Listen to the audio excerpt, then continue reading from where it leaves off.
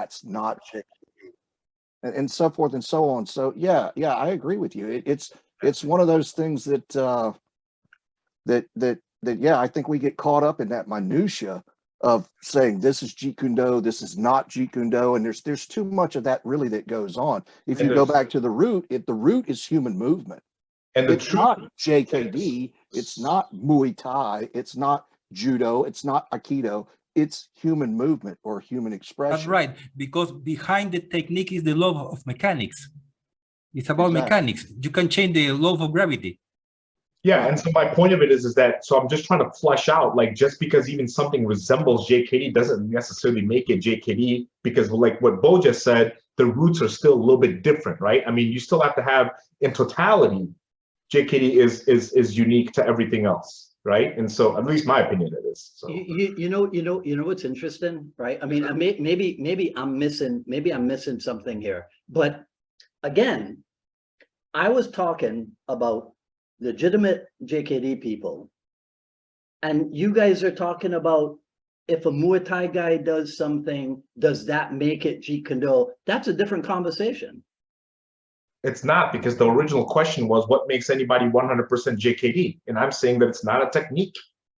So wait. What makes anyone? What the original question was not what makes a Krav Maga guy, what makes a Brazilian Jiu-Jitsu guy 100% Jeet Kune Do? No, that was not the original question at all. The question was, could anybody be 100%? No. Okay. Right? Yeah. But the question was not. No. Hold on. There's a qualification to that. Anybody. Okay. It's anybody who was training in JKD. Fair enough, but that wasn't said. Well, that's because you weren't here for the first edition of this. You're Johnny come late. You're Nik come lately. I am Nik come lately, but I was on this podcast on time.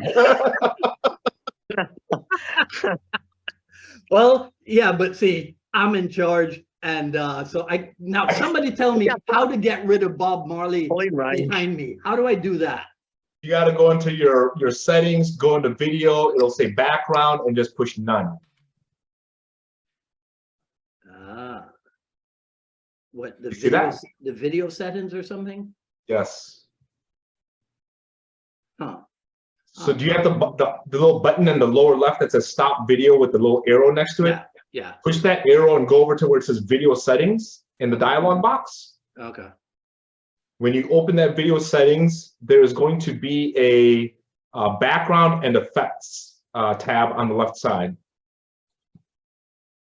When you click on that, just push none. It'll bring up virtual backgrounds, filters, in case you want to have the big fish lips and, What? Okay. All right. So, for your TikTok. Yeah, I will. Yeah. Right. That's pretty funny. Yeah. So, okay. Hold on. Right. Let me get myself readjusted here. The differences in JKD, are they vast or are they not? Right. Thank you. I should hire you to be a translator. Yeah. Right? I try to stay on topic. It doesn't always work, but I do try. Well, that's because you. Okay, maybe the question is, what is the essence of JKD? Now we'll be here all night with that Cesar. Yeah, we'll be here all night. Right, but again, let's drill down. Want to spend all week with me. Yeah, to be fair, let's drill down a little bit more, right, on this differences thing, right? Doesn't everybody teach at the beginning? Okay, right. I'll show you why the differences are not drastic, in my opinion. Doesn't everybody teach footwork first? Well, stance, then footwork. But Well, right, but don't all of you answer yes at the same time. I teach footwork first, middle, and last. Right.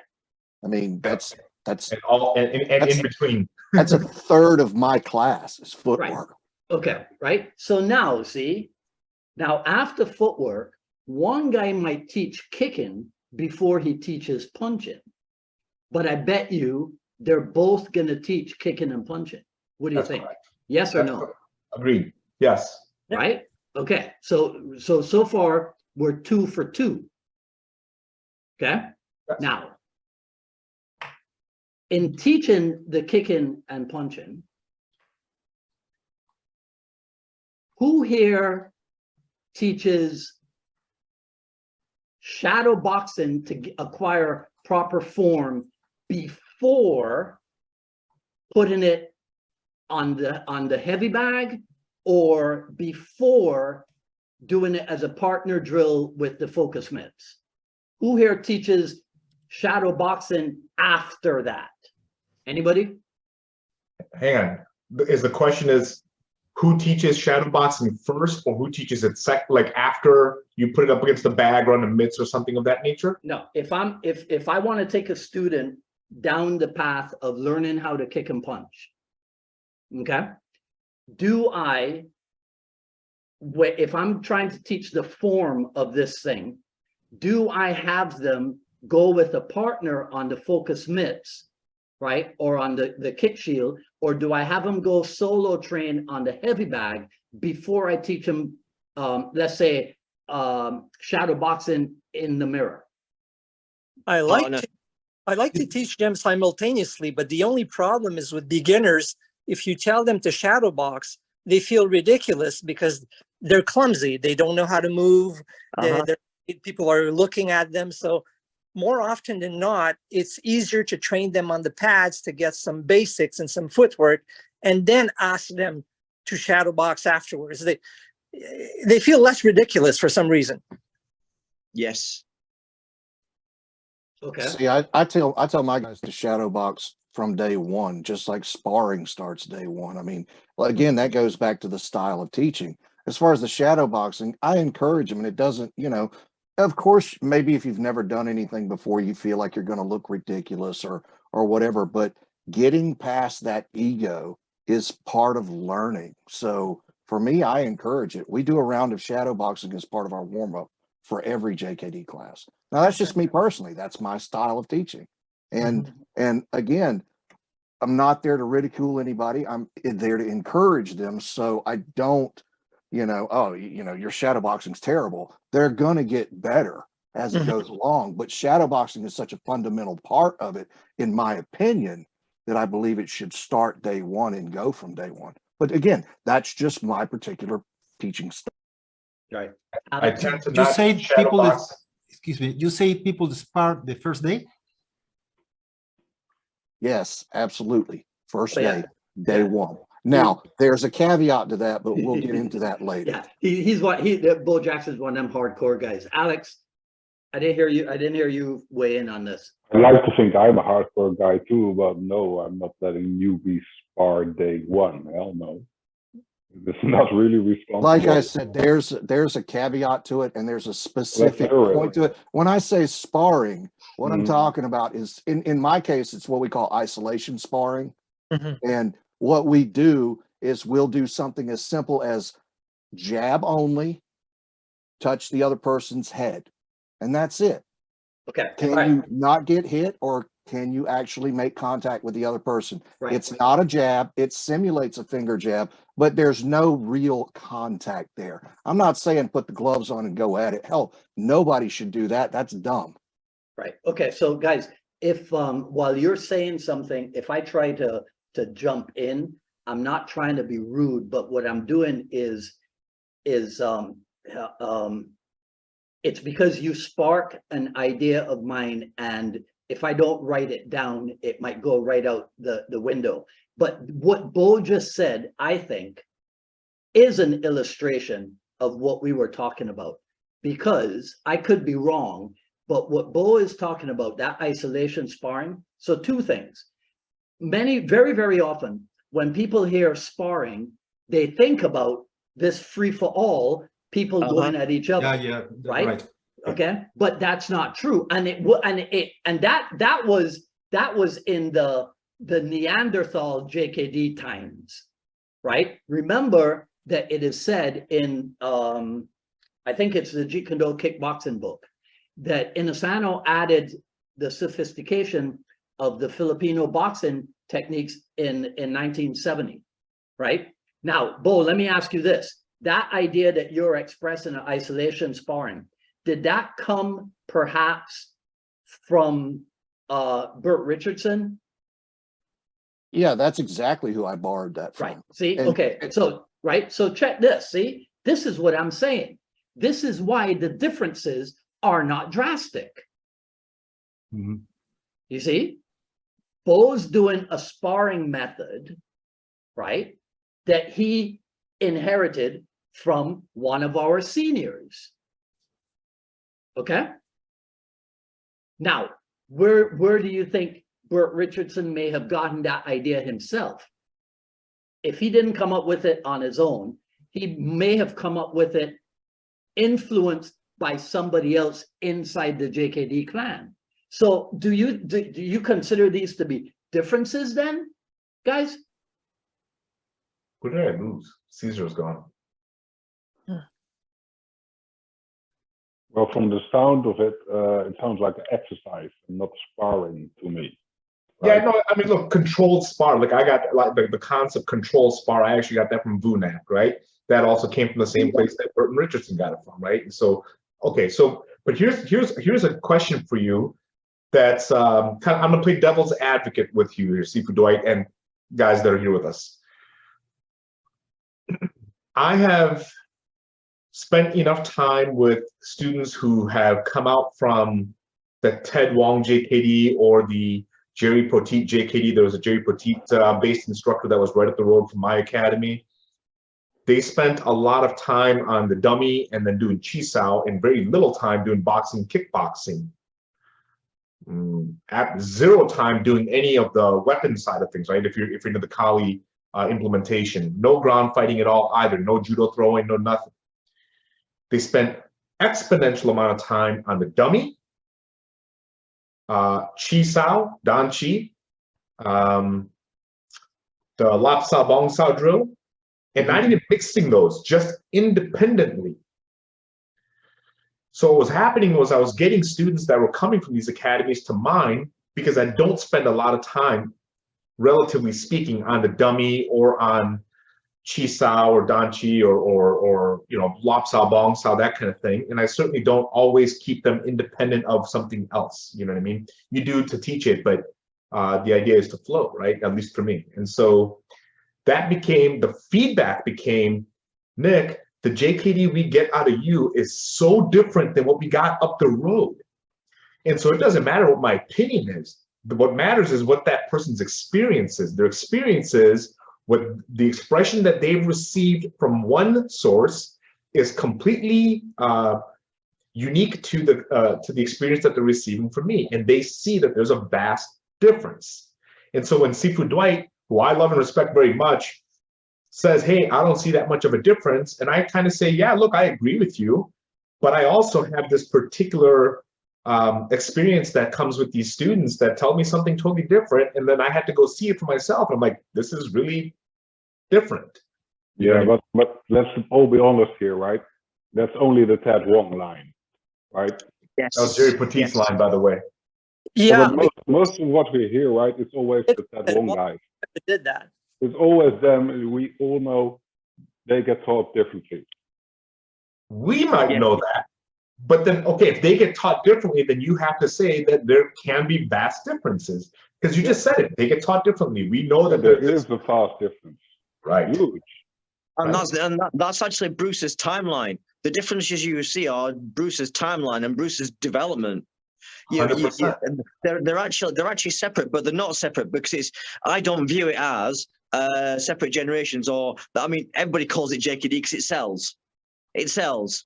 Ted Wong putting JKD on there, even though it's not JKD, it sells. Because it actually attaches to that. But that is Bruce. The differences you see across those generations are Bruce's timeline of experimentation. Agreed. Everybody got taught something different. Agreed. But so I was taught to accept all the other ones as that was a part of the curriculum. And other folks have been like, nope, 1964 to 1967 is the only JKD, and it was only taught at the Seattle school or whatever, right? And there's always some caveat to this and that and the other thing. And so I'm like, dude, that's totally different. And so which proposes the problem. That's why I'm having such a conflict to answer Sifu Dwight's question and authenticity here, because it's like, you know, like I look at some stuff, I'm like, yeah, you might have even come from that the root source of JKD, but what you're doing is contrary to the fundamental principles of Jeet Kune Do, which is adaptation and evolve. You can't maybe quick study in the Ted Wong line, right? And Jerry Poteet. The teachers blatantly going against the teaching. And Jerry Poteet.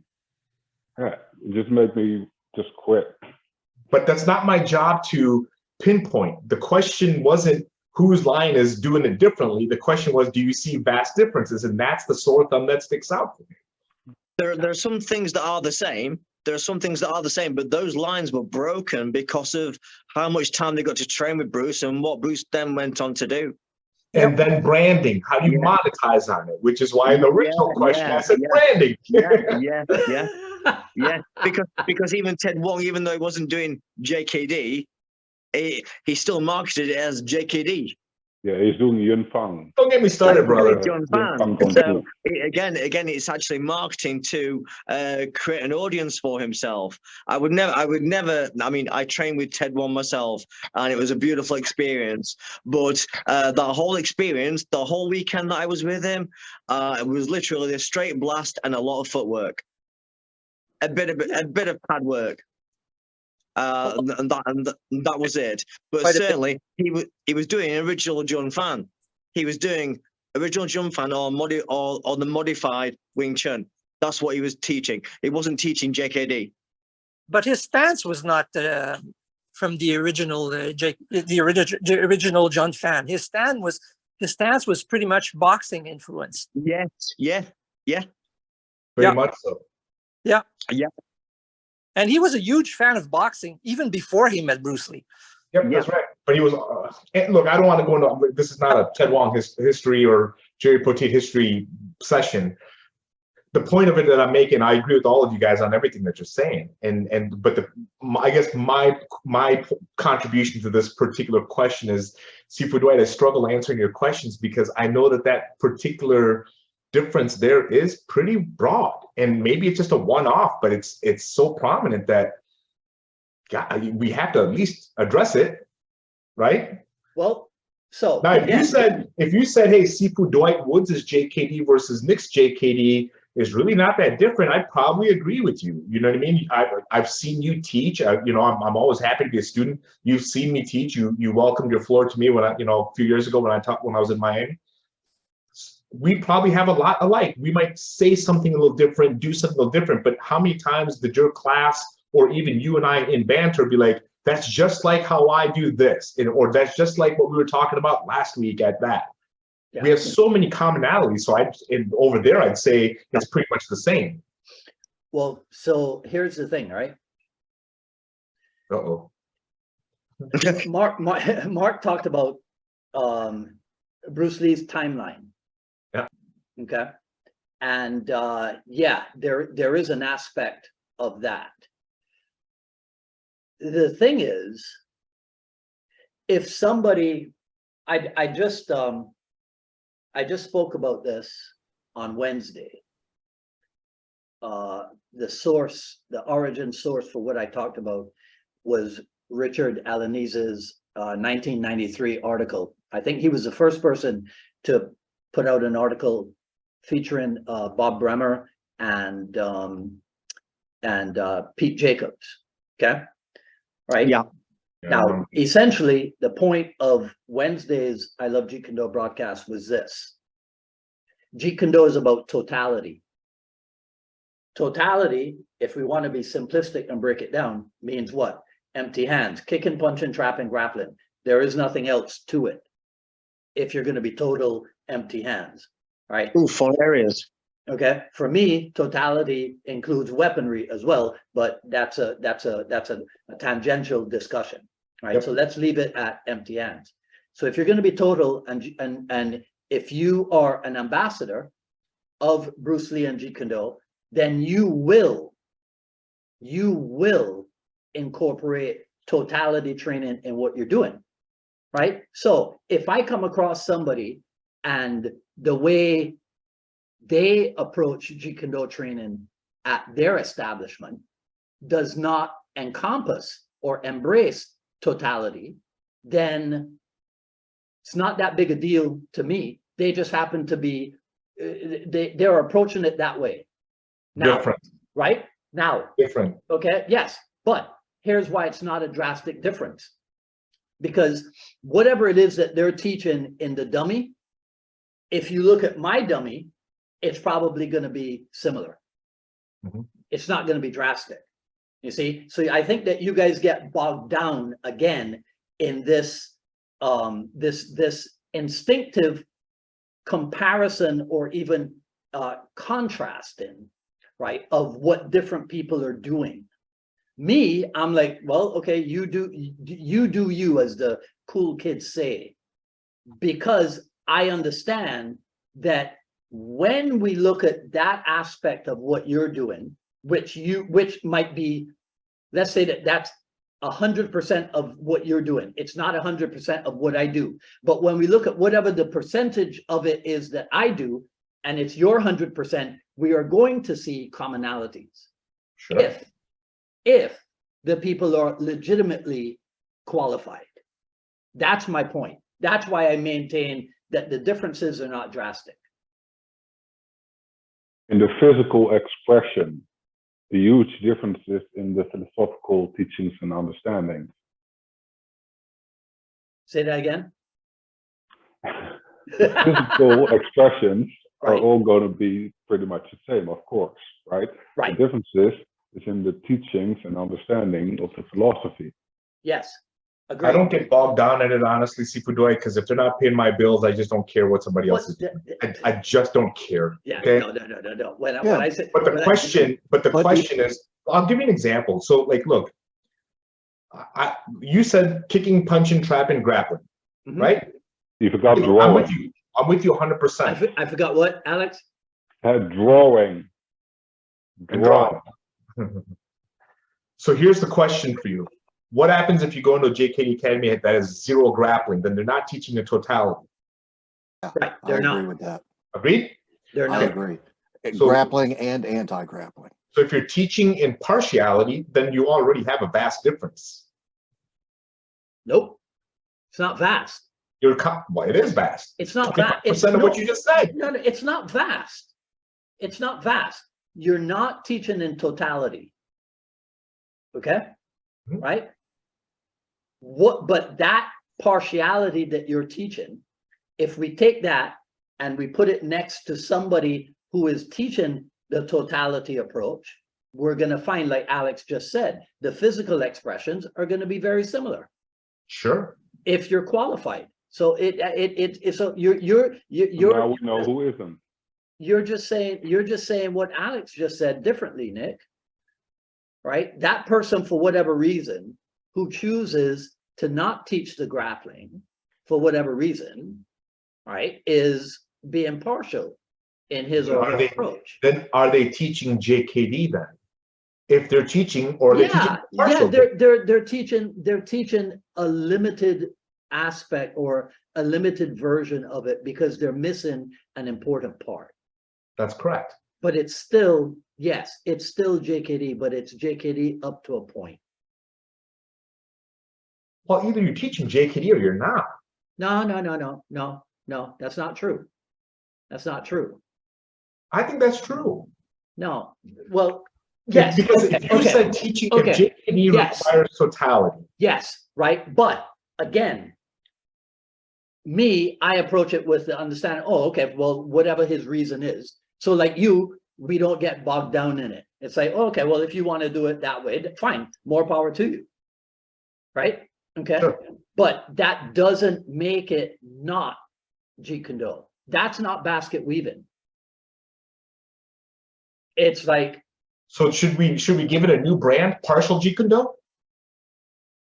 if you want to get bogged down by it, right? That's the new brand. No, if you want to get bogged down by it, or can you imagine if somebody says, "Oh, Imagine if somebody from Europe came, right, and said, oh, you know, I was in America and I went to these 6 different Jeet Kune Do places, you know, and everybody was doing it differently, not like how we're very closely connected here in Europe. So there's American Jeet Kune Do versus European Jeet Kune Do, right? You see, it goes back to the personally- Kempo argument that I was making earlier. You've got the guys who do Serio Kempo, the guys who do Parker's Kempo, the guys who do, you know, and all of them say, well, those guys are getting it wrong, and these guys are getting it right, and these guys are getting it wrong. Right. At the end of the day, it is or it isn't.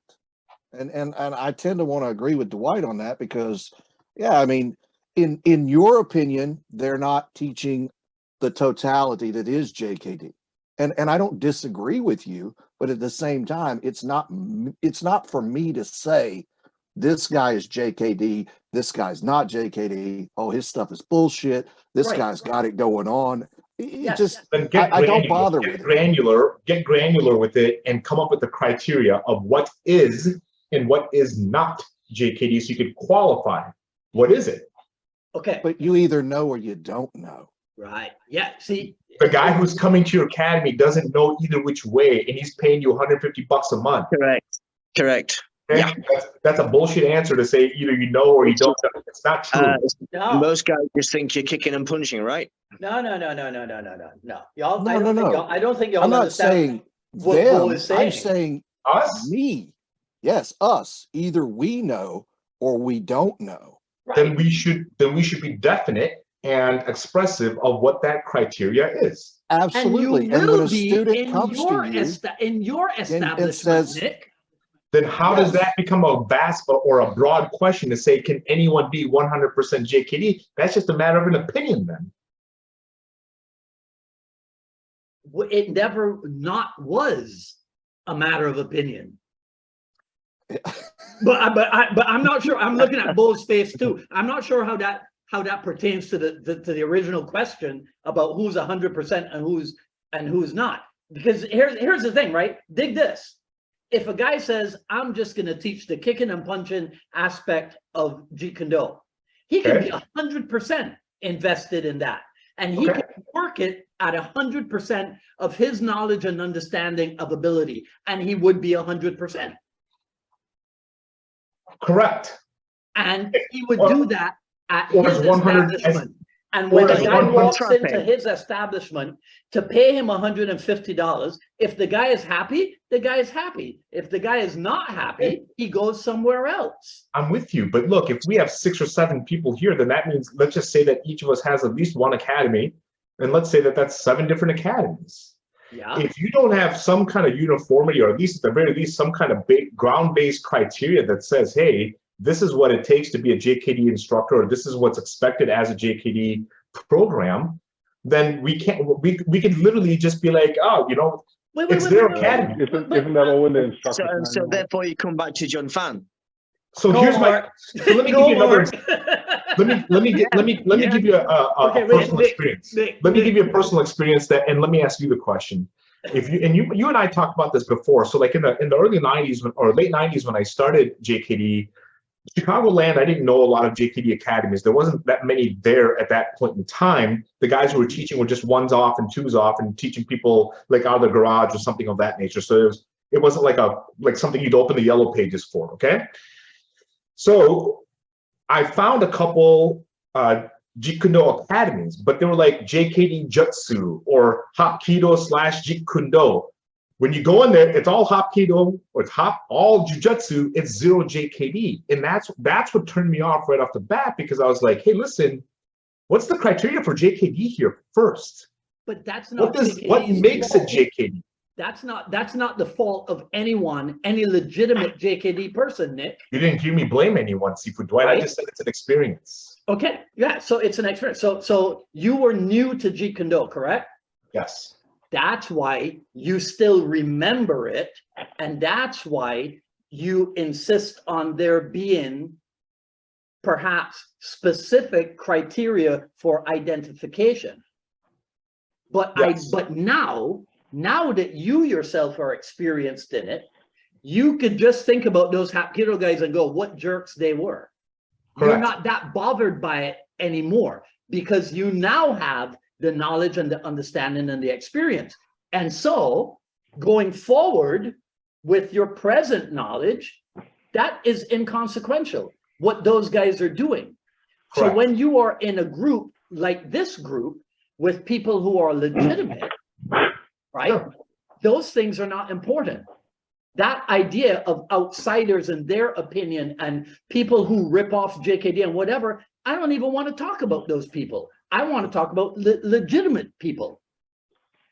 I want to get to an understanding, right, of how we can help legitimate people do a better job.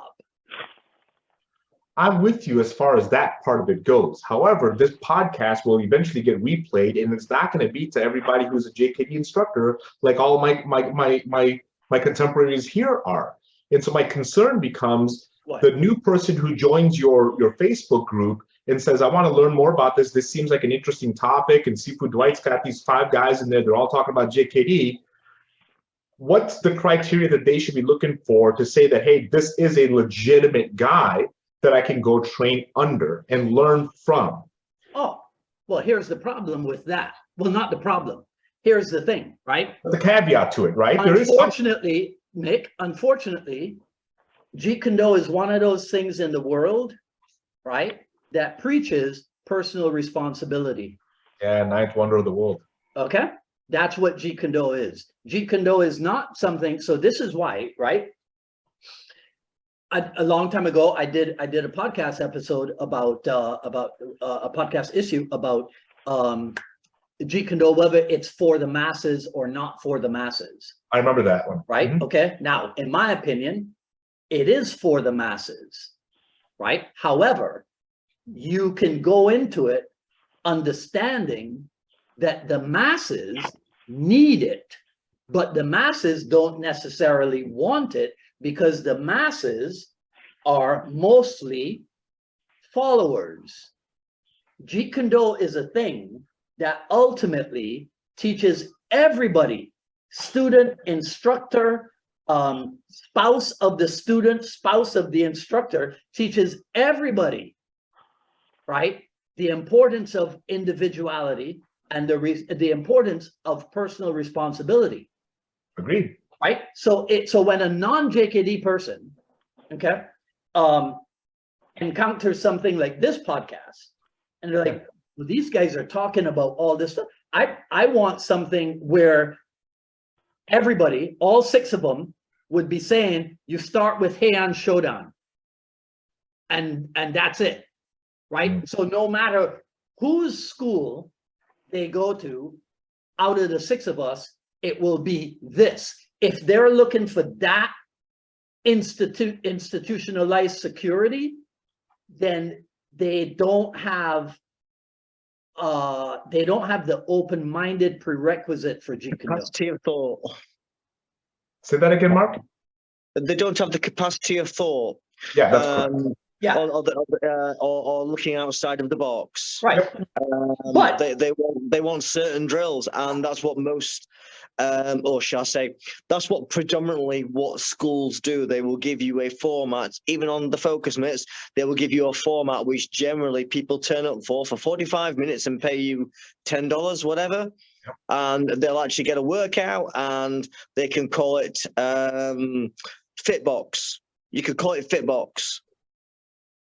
You could even do the Junfan drills. You could do the Junfan kickboxing to music. Sure. People would see it as just kickboxing to music. That's right, and that goes into my isolation sparring from day one. You put on a 3-minute timer. The guy's got to not get hit. That's its job. It's a hell of a workout if you've never actually sparred before, to just not get hit. So at the end of the hour-and-a-half or 2-hour session, depending on which I'm teaching, they're going to have a workout. They're going to break a sweat. And hopefully that's what's going to bring them back. It doesn't necessarily have to be the complexity of the art or how intrinsically valuable the art actually is. It's, are they getting the workout? Do they feel like they got their money's worth? That's what brings people back. So. That's 100% correct, right? I mean, it's got to be fun. You got to learn something. You got Sure. to pick a sweat. I mean, that's a business rule, not even just a specific to JKD. That you could be doing that teaching anything. You know, that's 100% correct, and I don't disagree with you as far as that. And by the way, as far as your sparring goes, again, I call that controlled spar, or I call that almost like an energy drill. I will teach the flip side to that. So I'll give rounds of. You do the jab and the other person do the parry. We're going to do a 1 minute round and then we'll reverse and do another 1 minute round. We're going to go through 3 iterations of that. Something that's of that isolating. You're isolating a technique. Yeah, like I get only, it. Jab cross only, kick only, whatever. I mean, you're isolating a particular aspect. That's how it starts. And you work it towards eventually getting into that full spar. And you go light, then you go medium, and then you go heavy, depending on how far they advance. I mean, you have to progress the sparring. That's really interesting that that Bo calls it isolated sparring. Nik calls it control sparring, right? I have a thing where all sparring must be controlled. So this is my breakdown of sparring. All sparring must be controlled, right? Okay. So then we will, again, unfortunately in the martial art world, and I think it's been this way since I got started, word sparring denotes what I call free sparring. You see, people assume they're getting their ass kicked. Yeah. See, in sparring, right? In sparring, here's how I break it down. It's what's the known element and what's the unknown element. Right, See, which is free sparring, why there has to be a progression. In free in sparring, my opinion. Right. Because everybody thinks it's just, I'm going to put the gloves on, and this guy that I don't know is going to beat the crap out of me, and it's going to be a horrifying experience, and they're never going to come back. Exactly. So you graduate. If I go up against you, Bo, in free sparring, right? I don't know what you're going to do. You don't know what I'm going to do. Right. Right. But when we calibrate that, specify. Right. When we calibrate that, now I know that you're gonna jab at me, and you know that I'm gonna do whatever, right? So that is now what I call prearranged sparring, because I take my terminology from the old classical karate stuff, you know, right? Because I don't have a problem with that, because I like to give credit where it's due. And so if I found something valuable, it's not like, well, I have to reject that because it comes from my days in classical martial arts. Not at all, right? So prearranged. So, but being Dwight Woods, I also have a thing that's called free arranged sparring, right? So we have different categories for the sparring, and free sparring is the crucible. Right. That's what you do at the end, right? So now I just spent 5 minutes breaking down my approach to sparring. And here's what we've discovered. It's not drastically different from yours, Bo, or from yours, Nik. But the individual expression, even the words that we use, are different. It's just how you get to it. It's how you get to the actual crucible that's different. It's just how you get in there. No, really it's the wording that we use. It's the label. How we get there is not different. How we get there, right? The process is the same. Everybody's doing a limited version of sparring before they let people go for the free for all. Sure. It's just the responsible people are. I mean, there are plenty of assholes out there who just are like, yeah, put your shit on and go at it. I mean, that was me. That was me back in the 90s. You know, in the 90s, one of the academies that I was at, it was Friday night was sparring night, and you showed up, you put your gear on, and you just hauled ass and went at it. Yeah, but see, but what that is, now I don't know if that was a Jeet Kune Do school, but if there is a Jeet Kune Do school, okay, if there is a Jeet Kune Do school that does that, that's an uneducated Jeet Kune Do school. Exactly. Yeah, that's okay. It's a horrible idea. Yeah, because just because you're going to have Friday fight night, doesn't mean that you let the animals out. You can have Friday fight night and it can still be Controlled. controlled. There's nothing that says it has to be free for all, right, Jack? It's a non-educated martial arts school, period. Doesn't matter what they teach. I only criticize JKD people. I don't criticize. But they better be. They might be undereducated, but they better be over-insured. That's all I'm saying. Indeed. Nik Farooqi, always the marketer. I'm a business guy, man. Guys, can we circle back then to the qualifications, what it takes to be a JKD teacher? Criteria? Yeah, the criteria, Nick, you were talking about, right? Sure. Yeah.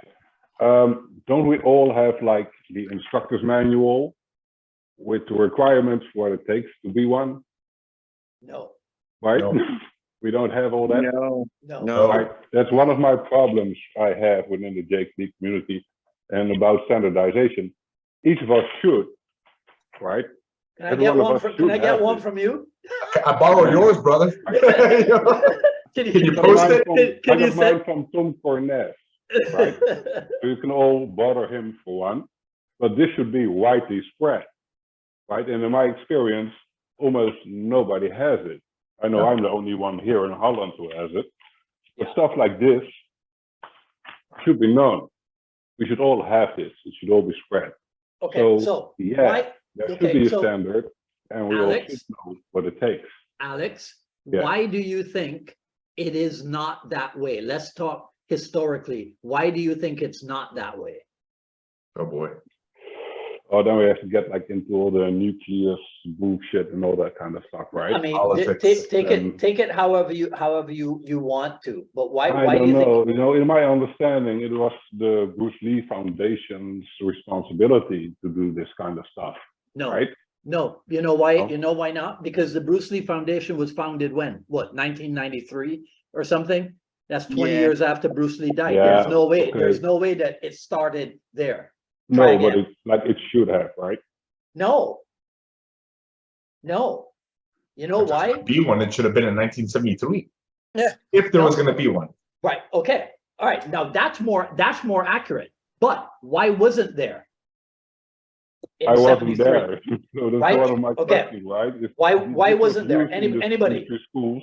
Give me your thoughts. He didn't have thoughts on why there wasn't. Bruce Lee didn't have one himself. This was used in the street school. Bruce Lee didn't have a format in place, and when he did have one, he got rid of it. Yeah. A But format, still, you right, said? the knowledge, Because of his timeline of learning and training. Wait. all the knowledge contained should be known to us. Alex says that piece of paper he has was in use at all three schools. Yeah. Okay, let me see the design of it again. I don't know. This is just the page I pulled out of it because it had rank requirements on it for first seafood and whatsoever. It just rang a bell in my mind because he was talking about qualifications, what it took. Okay, I have that on paper, what it takes. Right? Okay, wait, put it up there again. I want to. What's the heading? What's the heading on it? What does the heading say? At the top left side. Rank requirements. Jeet Kune Do recognized for senior. I have for junior and for mid. It's all in there. Okay, who told you that was in existence at all three of Bruce Lee's schools? Like I said, Tom Corness. I didn't hear you. What? Tom Corness. Tom. Is that Carnes? Yeah, Tom Corness. Okay. Okay. All right.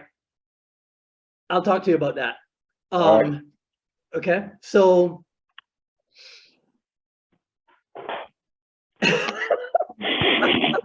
It was not used in all three schools. Actually, the JKD Federation literally to this day sells that. It's $500 and a whole bunch of videos that you have to go through to be able to get that. $500. What? Right. I never even heard of that, Nick. Yeah. That's a new one on me. There's well, first of all, who's the Jeet Kune Do Federation? I'm confused. Is it Probably Jeet Kune Do with Federation? Wait, hold on a second. I'm gonna send you something here real Is fast. this something that you can go to brucelee.com and pay $500 and get? You could go to jeetkundo.org and say become a Jeet Kune Do instructor. All instructors must have a complete video set from the WJKD Federation to ensure that you adhere to Lee's teaching. Master instructor certification. Whoa. Wow. Who set up jeetkundo.org? Yeah. You think you're asking me like it's my website? Hang on. No, I'm asking if you know who set up jeetkundo.org. It's open a can of worms, man.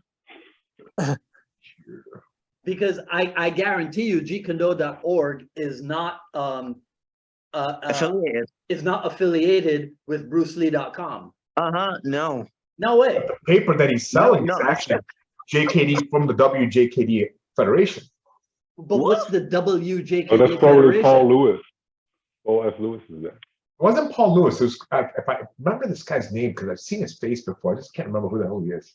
All right. Well, okay. Well, No, we don't Paul have Lewis is the JKD comparative, and Yeah. he's a hard sell guy, Say it again. Oh yeah, and No he's comment. doing his own thing. But yeah, that's not him. I don't think.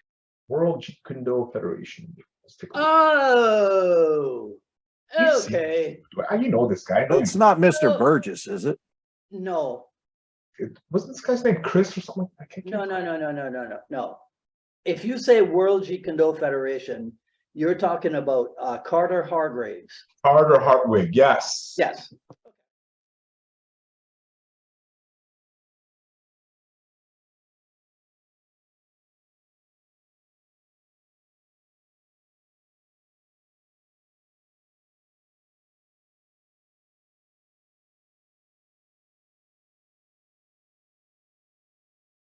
Yeah. Yeah. Okay. So Yeah. this is part of the problem. Why we will probably not in my lifetime ever get that consensus thing about what it takes to be a Jeet Kune Do instructor and whatever. Like Mark Agreed. said, Bruce Lee himself said what? Jeet Kune Do is not an organization, right, of which one could be a member, right? I think he took that. Didn't Groucho Marx say something like that?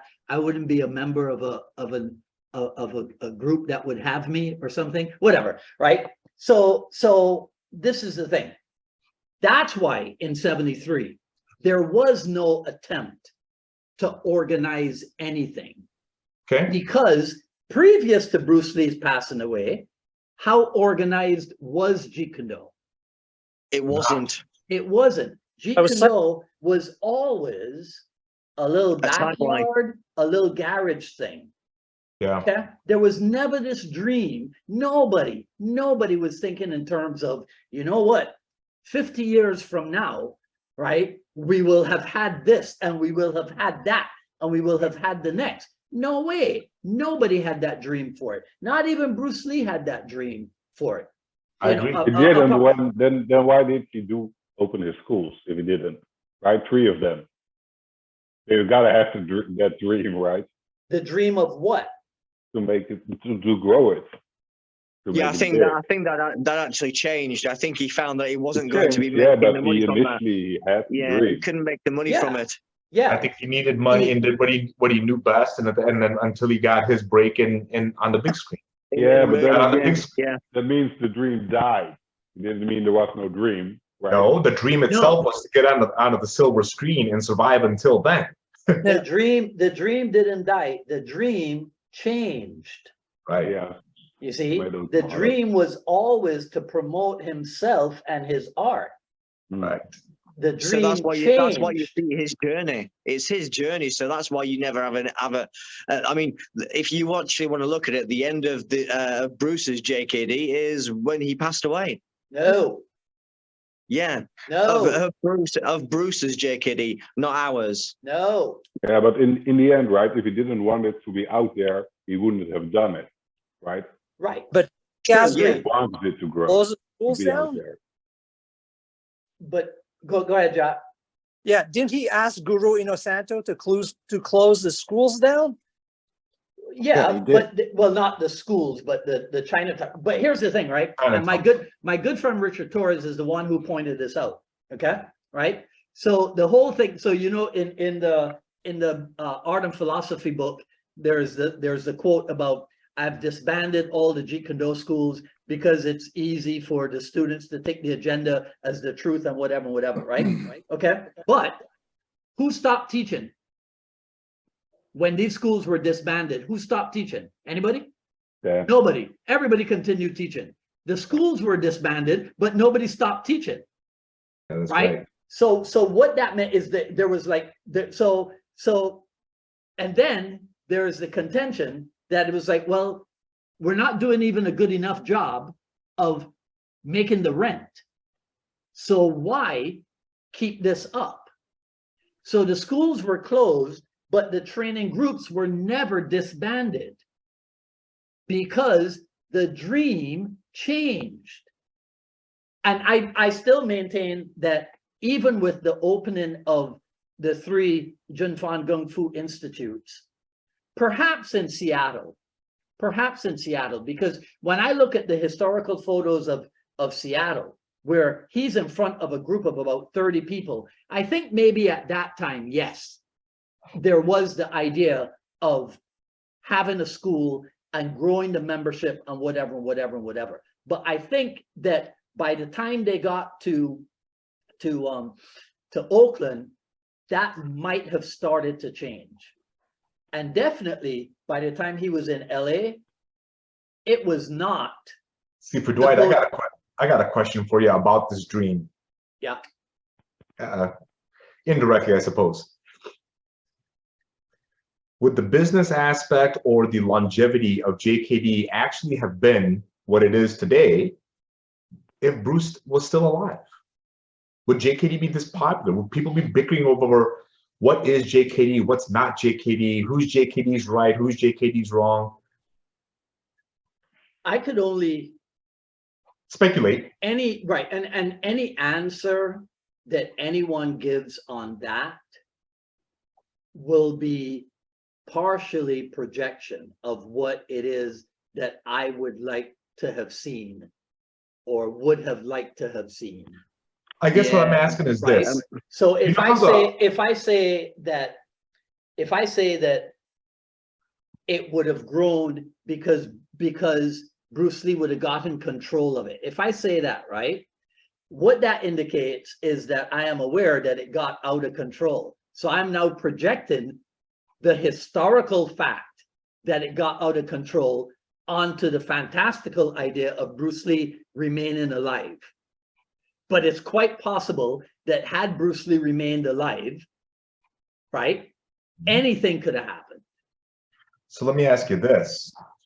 A couple minutes ago, you had mentioned that after all the schools closed, all of the main instructors, let's just call it for now, kept on teaching, right? So even though the facilities might have closed, people were still doing their thing in their backyard or started their own thing or whatever, right? With his permission, yes.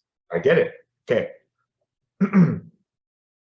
Was it Bruce's passing and under those mysterious circumstances that actually propelled people or compelled people to, I want to learn more about Bruce Lee's Jeet Kune Do because he's no longer here. It has like this mysterious panache to it, yeah? And so had he stayed alive, would this thing have gone in the dirt by 1978? You know what I mean? Or if he was just a regular guy who was just trying to put together Bruce Lee's Jeet Kune Do and not a world superstar, not as impactful as he was on screen or off screen. Well, you can't speculate because he wasn't a regular guy. Who knows, right? I can envision this. I'm just asking. Right? I'm just asking, right? Okay. You know. I can envision this. He does the Hong Kong and Hollywood thing. Yep.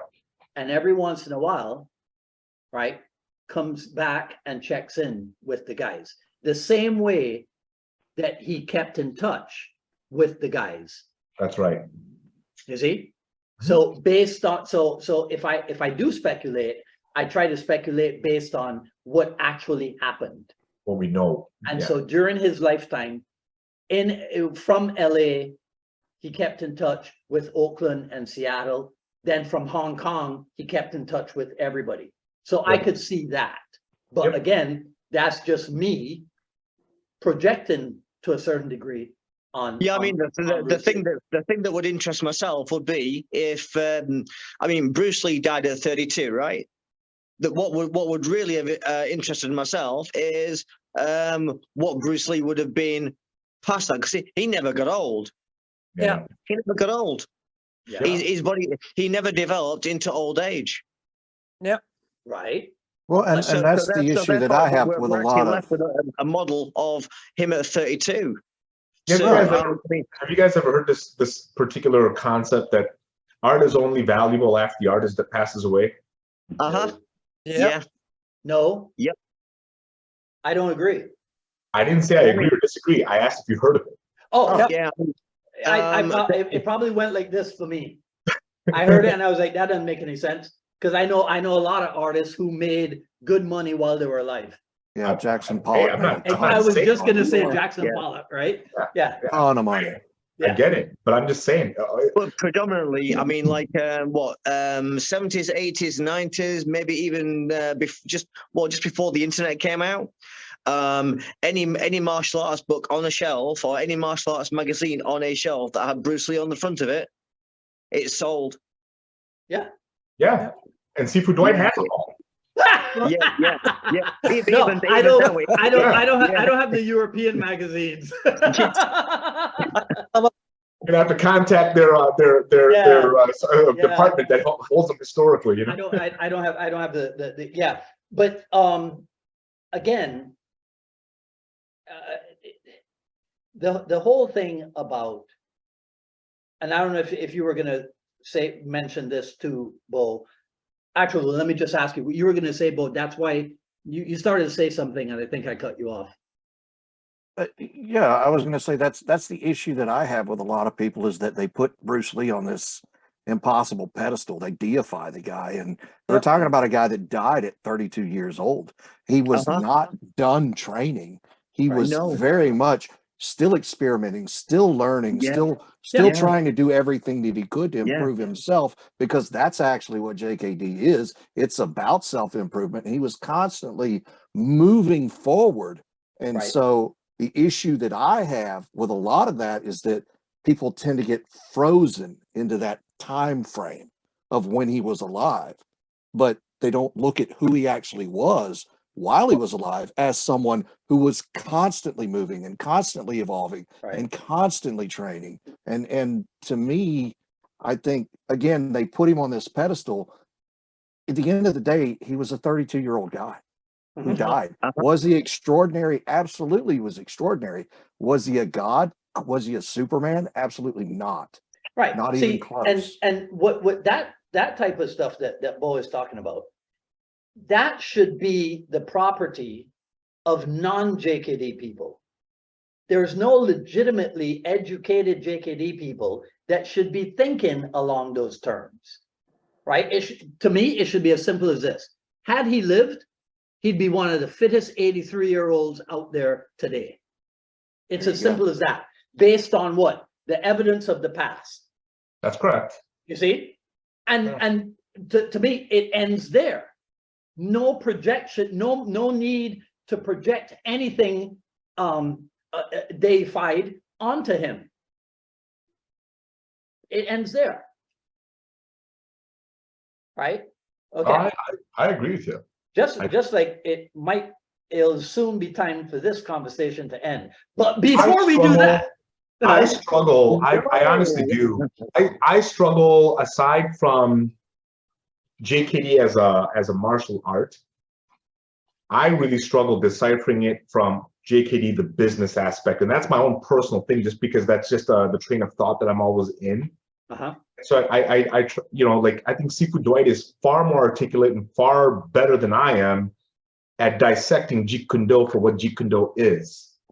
I think Seafood Dwight would probably give me the same credit back for what is the JKD business aspect of it, which are not the same thing. But for me, I always constantly, the two intertwine for me, because it's in existence, they're in coexistence. well, they intertwine for me too. Yes. And I'll tell you, and one reason why is because I am aware that Bruce Lee was a businessman. Uh-huh. You see? So for me, there is no contradiction. Now, You're- the contradiction came,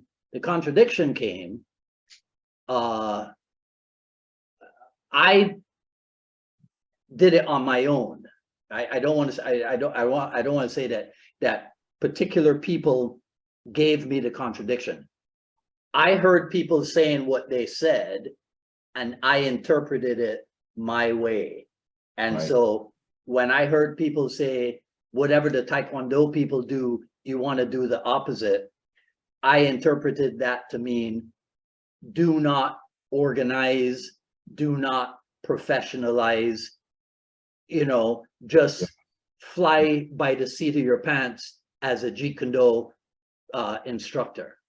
That's how I interpreted it for a long time, until those successful Taekwondo people started talking about playing music, keeping their shoes on, wearing karate pants and t-shirts, Yeah. right? And teaching kicking and punching.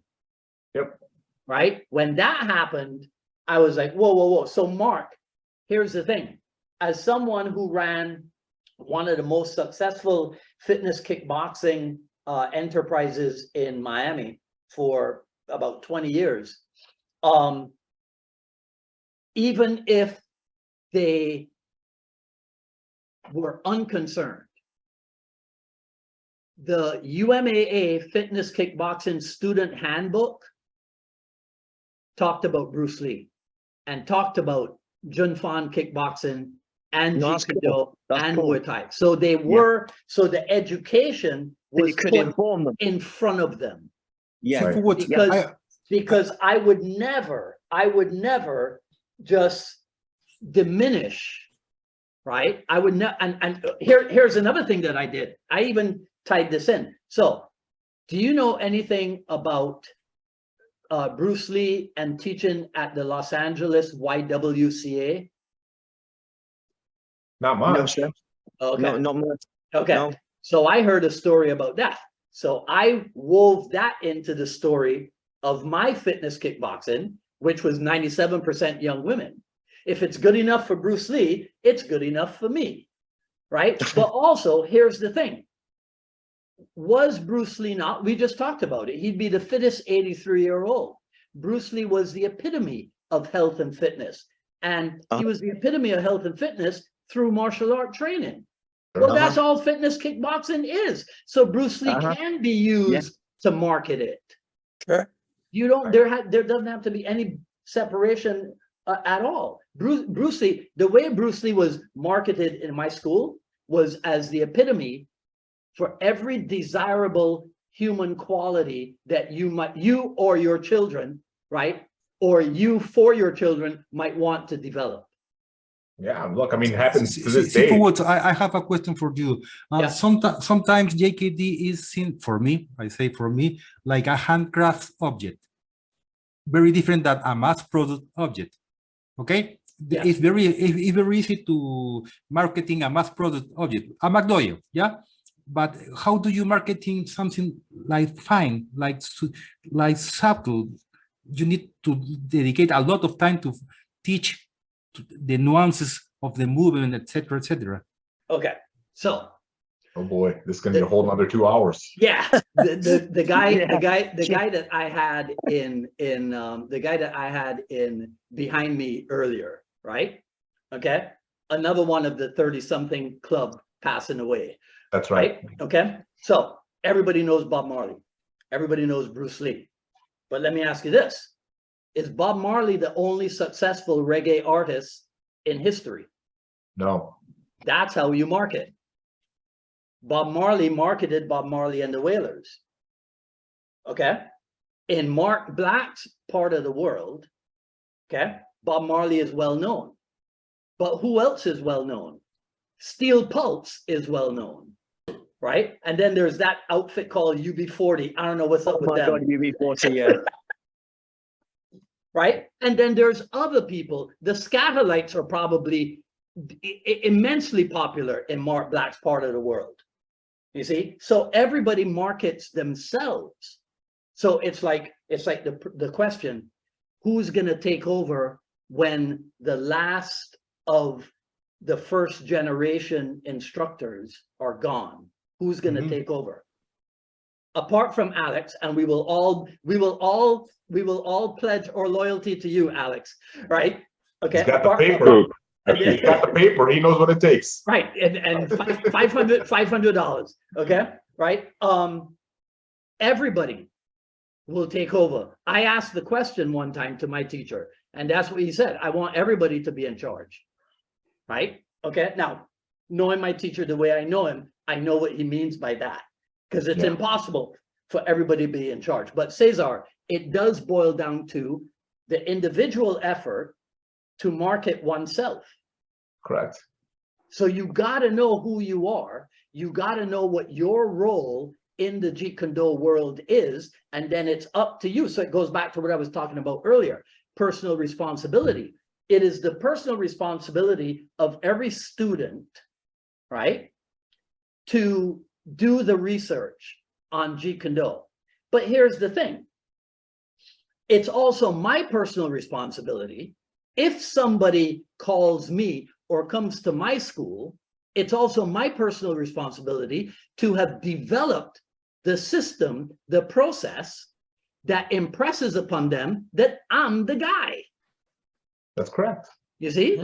So it's more of a niche market than a mass market. Well, that's 100% right. I mean, that's for sure.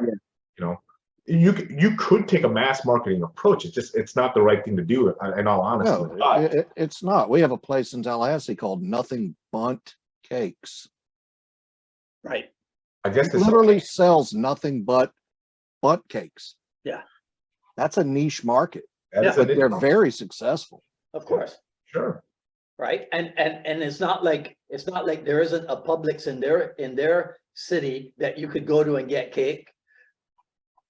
Bundt cake. Yeah. I mean, you can absolutely go there and buy Bundt cakes, but not their Bundt cakes. Right. So it's a niche. It's a niche, not a mass. But and I agree. Yes, you absolutely could use a mass marketing principle or mass marketing approach to your niche market.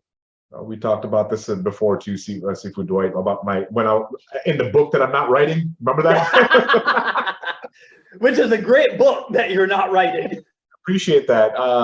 We didn't talk about the Ford versus Ferrari comparison, right? Ford's got a car for everybody. Ferrari's got a car for somebody. Yes. Both make money, but so you need to know which one you want to be. Yes. And so, like the inclusivity versus the exclusivity type of business model is you need to know all that. By the way, you need to know your market. You're not going to sell a Ferrari in the middle of the ghetto if that's who you're marketing to, And so, the market definitely dictates a lot of what you're going to be providing as a business. As far as your services go, they're going to dictate your pricing structure. They're going to dictate a lot, and they're going to influence on what direction you actually take your business in the long term. You might have an idea today, but 6 months from now, when the lights are about to turn off, your idea might change. Yeah, again, right? That's the reason why everybody knows the name Bruce Lee. Yeah. But those same people don't know the name Jeet Kune Do. That's correct. Right? So that's always flummoxed me. Why? So part of my quest is to make that more equal. I agree. But not everybody's a martial artist, and so they may not even think about it that way, right? Keep in mind, Bruce Lee had popularity even not just for his movies, let's just say, right? Yeah. And so right. But see, that doesn't stop me from being obnoxious with anybody who asks me anything about. I didn't say that, man. I'm happy to talk Bruce Lee. No. I didn't say you said that. I'm telling you that if you look, Nik, you know this. I wear two types of t-shirts.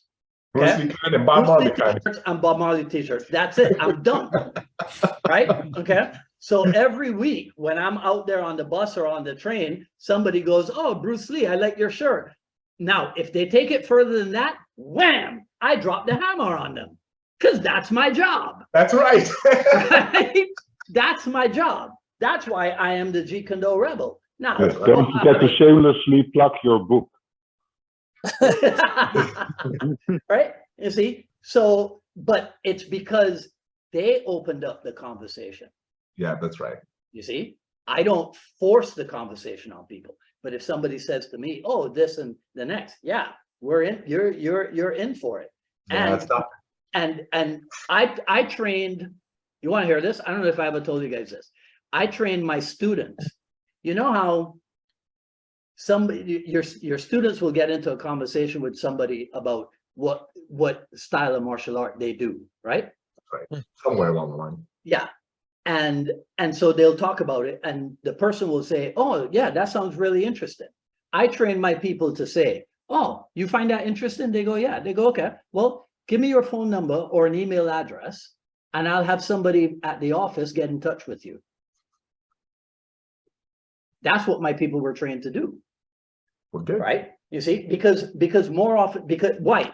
Because of the marketing principle of building a list of contacts.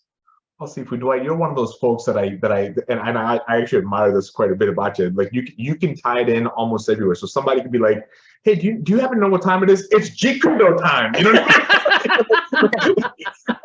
You know, you started the conversation. You asked me what time it is. It's JKD. You know, so you know.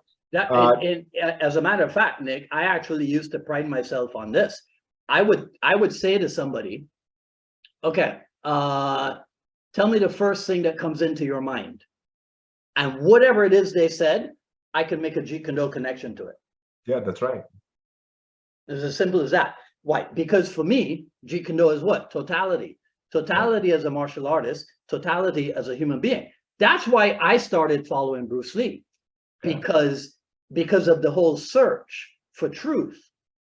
Started out as truth in martial art combat.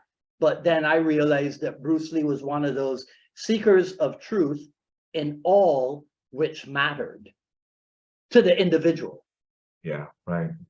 I can totally relate. I train translators and I use JKD concepts. Of course,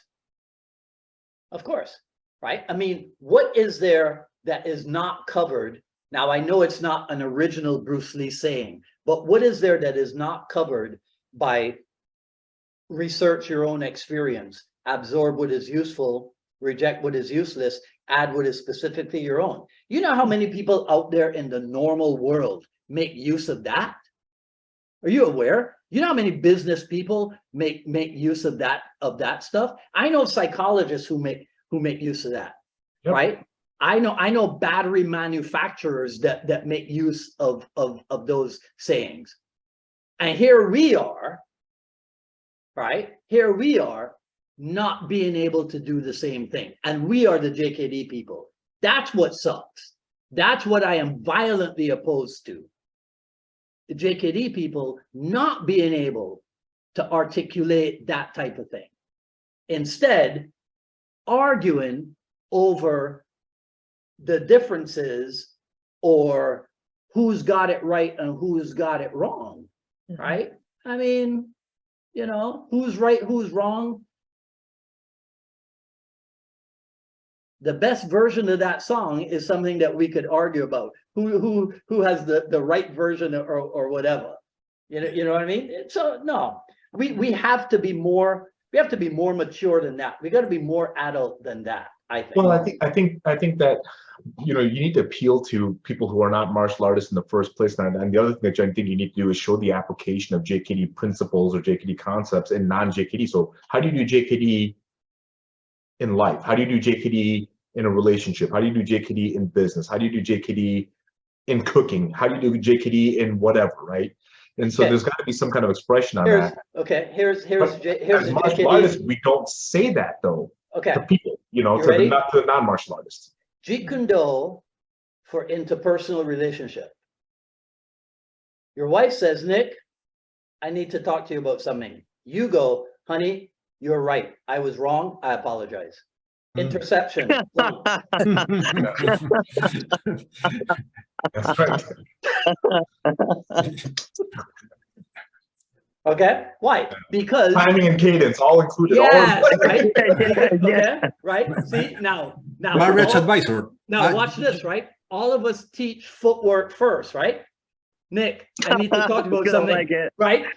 Quick retreat out of there, You're wrong. Yeah, run away. Right. right? Otherwise, you will truly be water. You're going to drown. Oh, you're gonna flow, all right.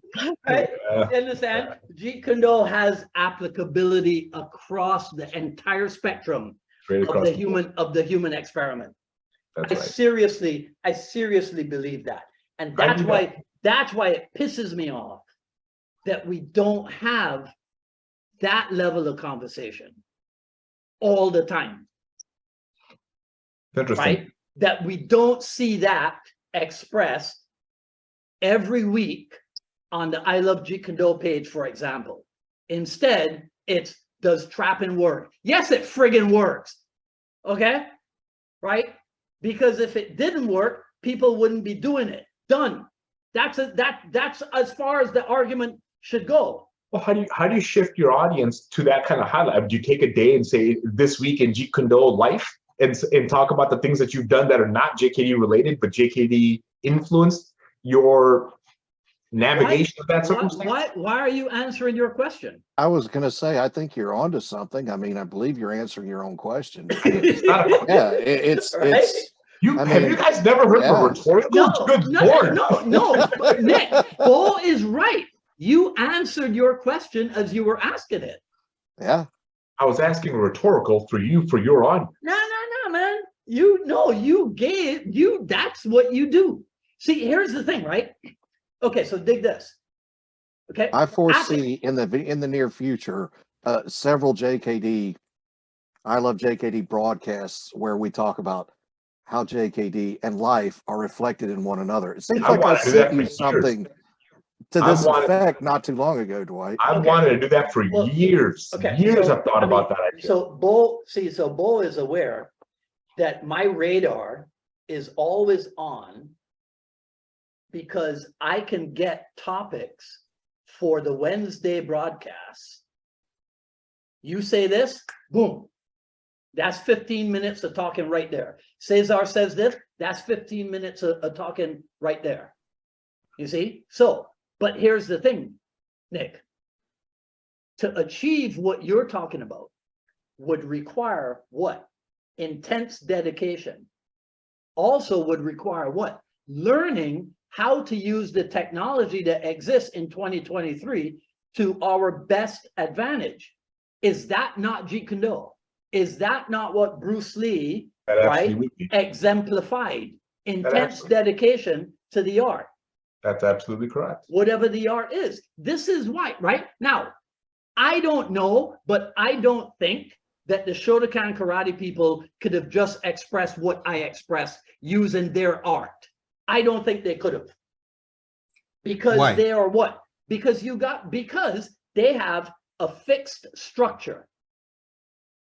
They don't have the luxury of the built-in philosophy that Jeet Kune Do has because of Bruce Lee.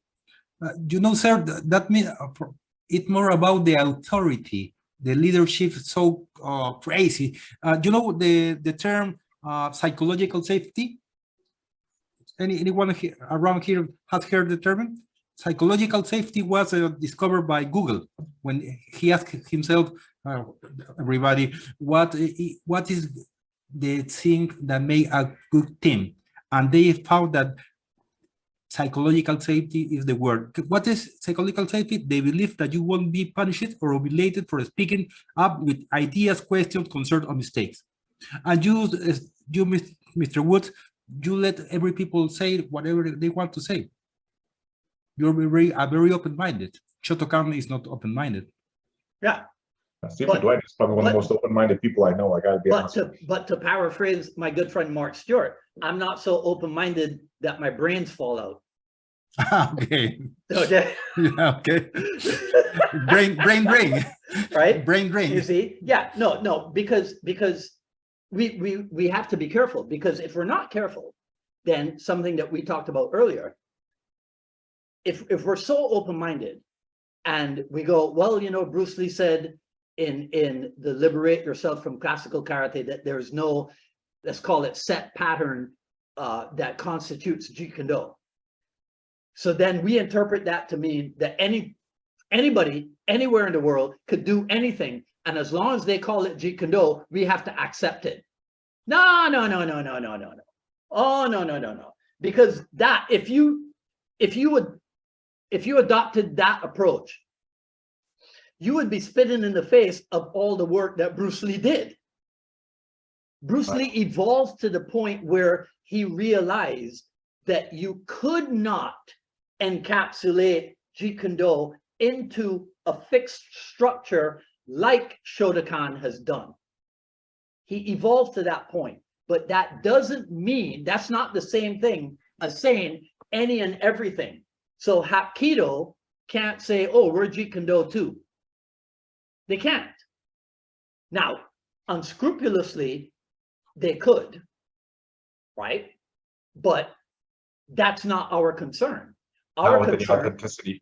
right? Our concern specifically is our own evolution and taking care of our group, our own Jeet Kune Do group. And then generally, our responsibility is to the JKD world at large. To be authentic. Yeah. Right. Okay. But when you go out generally, so what does Nick, what does Brian Tracy say? You don't want to be a wandering generality. You want to be a meaningful specific, right? Yep. See? Okay. So I try to be a meaningful specific, and it grew out of, did I ever tell you that the reason I got into podcasting was because of Steven Crowder? Because Steven Crowder did an attack on Bruce Lee, and I was like, no. I'm not going to let this stand. You told me that before. Yeah, right. And that's how it came. And because I realized that there was a serious lack of understanding about Bruce Lee, and I was like, you know what? I'm going to do my part to eradicate that as much as I can. Now, I am not clarification. Yeah, I'm not so conceited to think that I'm going to get to, billions of people around the world. But there's nothing to stop me from trying to. You know what I mean? That's that. So the dream could be, right? As ridiculous as that. But no, you just do the best that you can, right? With what you have. But while you're doing that, you try to improve the quality of what it is that you have. So what's that? It's what Bo was talking about earlier. It's the constant development. I believe you just defined Jeet Kune Do. In a vague, in a roundabout way. Well, yeah, if you let me talk long enough, I'll make sense eventually. Anyhow. We should start wrapping this up. So so now my screen has changed. So let's go around the room again. Everybody give me your final thoughts. Nick, let's start with you because I know you got to go. Yep. But hey, first and foremost, love the opportunity to come on and have a discussion with all my co-parts and folks here. There's obviously a lot to talk about when it comes to JKD. There's a lot to unfold and unpack and to share. I think Sifu Dwight was totally onto something about, hey, why can't we start having discussions about all these other things rather than that we're bickering about, does trapping work or does this, or can this guy beat that guy? And I think as leaders in JKD, at least in our own circles, let's just say, right, to our own independent, we need to compel that type of openness. And we may not be completely successful, but let's just hope that the next generation is closer to what we consider successful than you and I will ever be. There you go. All right. Nice. Cesar? First of all, thank you very much for letting me hear you, because for me, hear you is very insightful. I love a very insightful and deep conversation, and that means that this space to talk. Thank you so much. My pleasure. Mark Black. I beat Terry Valor. I know. I have not been able to broadcast to Facebook. So you beat everybody. Mark. All I'm going to say is it's a pleasure to speak to you guys. It's a pleasure to actually talk and move ideas around and actually talk anything. I'd love to do this again. I'd do this every Friday if Dwight would let me. It's great. It's Well, great. Mark was actually the first person on Wednesday when I said, okay, if you want to be on the conversation on Friday, you got to email me. By the time I hung up, I switched off, Mark had sent me his email. Right? He probably didn't even publish the post yet. He just He beat Terry Valor and everybody. Bo Jackson, famous last words.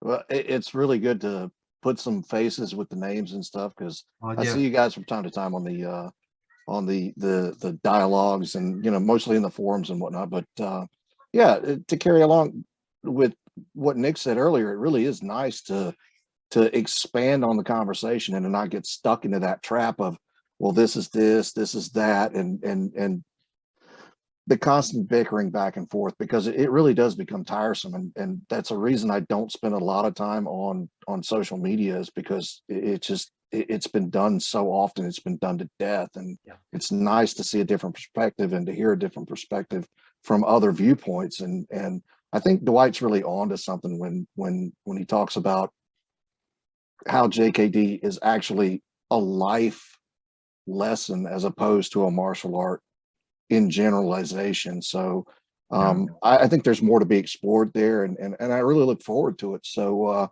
thanks for the invite, Seafood Dwight, and I hope to talk to you guys all soon in the future. Take care. All right. Okay, Jacques, go. Well, thank you for having me. It's really an honor, and it's very interesting to hear the different insights, the different viewpoints. My situation is slightly different because I don't teach JKD in a commercial school per se. I teach at work. It's a translation company. And because we sit all day and we go crazy trying to figure out what the client's trying to say, because they're such bad writers in the first place, it's a good outlet. Yeah. And I use the JKD philosophy to try to help people improve themselves, and by the same token, improve myself as well. But really appreciate the opportunity, and I hope to do this again real soon if you'll have me. All right, sure thing. All right, Alex Huisman. Yeah, I think there's a lot left need to discuss and to clear up. I'd like to do this more often. Thanks for having me. It's fucking late. I'm gonna go to bed. Okay. It's been fun, but it's like 2:30 over here, right? Okay. Alex, just out of curiosity, what time is it by you right now? It's 2:20 at night. Okay, so you're basically 7 hours ahead of where I'm at. Just about, yeah. Same thing for you, right, Mark? Yeah. Well, I'm an hour behind. I'm at 1:20 a.m. Yeah. It's been a privilege, absolute privilege. On that note, guys, thanks very much, and yeah, we will definitely do it again. All right, you guys take care. Thank you so much. Have a great weekend. Thanks. All right. Thank you. Thank you, guys. Awesome. Thank you. Thanks, guys.